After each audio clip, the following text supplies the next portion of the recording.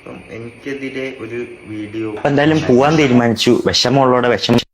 Hello guys, അങ്ങനെ വിഷമമുള്ള കാര്യമാണ്. നമ്മളെ സങ്കടപ്പുണ്ട്, വിഷമമുണ്ട്. അപ്പം അങ്ങനെ കിച്ചു അങ്ങനെ പോവാൻ തീരുമാനിച്ചിട്ടുണ്ട്. നാട്ടുകാർ പറഞ്ഞ് കമന്റ് വഴിയിൽ പറഞ്ഞ് അങ്ങനെ കിച്ചു അങ്ങനെ ഒടുവിൽ പോവാൻ തീരുമാനിച്ചു. വിഷമമുള്ള ആളെല്ലാം വിഷമം മാറട്ടെ. എൻ്റെ കിച്ചു ഞാനൊരു കാര്യം വെച്ചോട്ടെ, എനിക്ക് തോന്നിയിട്ടുണ്ടെങ്കിൽ എനിക്ക് പോവാം. ഓക്കെ, അല്ലാണ്ട് ഹാറ്റേഴ്സിലും പറഞ്ഞ് ഉള്ള കമന്റ് വഴിയിലും പറഞ്ഞിട്ട് കേട്ടിട്ട് പോകേണ്ട ആവശ്യമില്ല. എനിക്ക് മനസ്സിലൊരു ഇത്തിരി സ്നേഹം ഉണ്ടെങ്കിൽ എനിക്ക് കാണാൻ പോവാം. ഓക്കെ, അല്ലാണ്ട് വാക്കില്ലാക്ക് പോയിട്ട് കാണാൻ പോയിട്ട് അതിനൊരു അർത്ഥമില്ല. കിച്ചു മനസ്സിലായ, ഒരർത്ഥം ഇല്ല.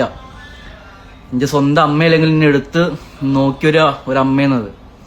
അമ്മേന്റെ വില എനിക്ക് എന്തെന്ന് എനിക്ക് അറിയില്ലെങ്കിൽ ഉണ്ടല്ലോ, പറഞ്ഞിട്ട് കാര്യമില്ല കിച്ചു. അത് ഒരു അമ്മയുടെ സ്നേഹം എത്രത്തോളം ഉണ്ടെന്ന് നല്ലോണം അറിയുന്ന ഒരു വ്യക്തിയാണ് കിച്ചു.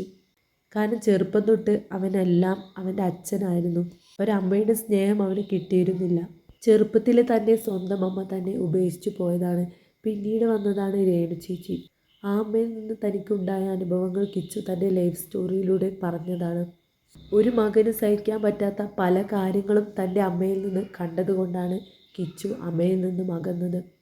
എന്നാൽ ഇപ്പോൾ എല്ലാം മറന്ന് അവൻ അമ്മയുടെ അടുത്തേക്ക് പോയിരിക്കുകയാണ്. അമ്മയ്ക്ക് വേണ്ടി പ്രാർത്ഥിക്കാൻ നമ്മളോട് പറയുകയാണ്. എനിക്ക് പറയുന്ന അമ്മയുടെ വില എനിക്ക് കിട്ടിയിട്ടില്ല ബ്രോ. എൻ്റെ 2ാമത്തെ വയസ്സിൽ എൻ്റെ സ്വന്തം അമ്മ എന്നെ ഇട്ടിട്ട് പോയതാണ്.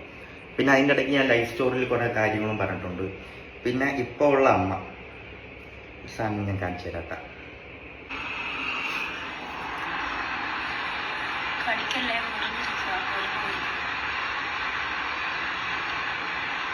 ഇതൊക്കെ നിങ്ങൾ പറയുന്ന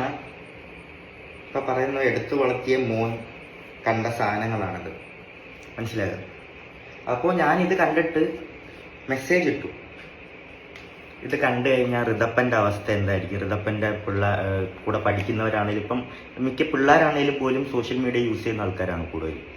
അപ്പം അതുവരെ കാണുന്നതായിരിക്കും. അപ്പം അവനെങ്ങനെ ഫേസ് ചെയ്യും എന്നുള്ള കാര്യം ഞാൻ അമ്മയെടുത്ത് പറഞ്ഞപ്പോൾ അമ്മ എനിക്ക് തന്ന റിപ്ലൈ, ഞാൻ ചെയ്തതിൽ എനിക്ക് മോശമായിട്ടൊന്നും തോന്നിയില്ല. എനിക്ക് അതിൽ നിന്ന് 2.5 ലക്ഷം രൂപ 3 ലക്ഷം രൂപ കിട്ടുന്നുണ്ട്. ഞാനൊന്നും തിരിച്ച് റിപ്ലൈ എടുക്കാൻ പോയില്ല. ഞാൻ അവിടെ വെച്ചിട്ട് ക്ലോസ് ചെയ്തു ആ ചാപ്റ്റർ, മനസ്സിലായി? അപ്പം ബ്രോ പറഞ്ഞ പോലെ എനിക്കൊരു അമ്മയുടെ വില എന്താണെന്ന് മനസ്സിലായിട്ടില്ല. പക്ഷേ സ്നേഹത്തിൻ്റെ വില എനിക്കറിയാം. എനിക്കത് പറയണമെന്ന് തോന്നി. വീഡിയോ കണ്ടപ്പോൾ എനിക്കതൊന്നും തോന്നിയിട്ട് കേട്ടാ. പിന്നെ ഞാൻ കോട്ടയത്ത് പോയി ഞാൻ ഋതപ്പനെ കണ്ടു. ഋതപ്പന് വേണ്ടിയിട്ടുള്ള കാര്യങ്ങൾ എന്നെ കൊണ്ട് ചെയ്യാൻ പറ്റുന്ന രീതിയിൽ അവനെ ഹാപ്പി ആക്കി ഞാൻ തിരിച്ചു വന്നു. അമ്മേനെ കാണാൻ പറ്റിയില്ല. അമ്മേനെ കാണാൻ ഇപ്പോൾ പറ്റില്ല, ആശുപത്രി എന്നുള്ള രീതി പറഞ്ഞു. ആശുപത്രി പോയാലും കാണാൻ പറ്റത്തില്ല എന്ന് പറഞ്ഞു.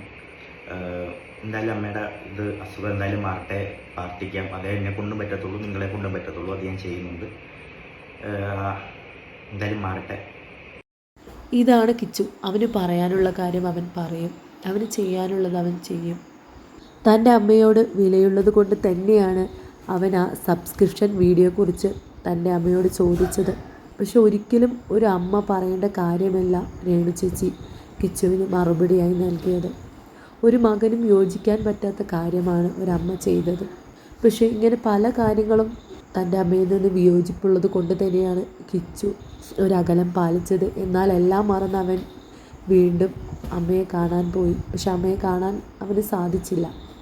കിച്ചു പറഞ്ഞതുപോലെ എത്രയും പെട്ടെന്ന് രേണു ചേച്ചിയുടെ അസുഖമൊക്കെ മാറട്ടെ.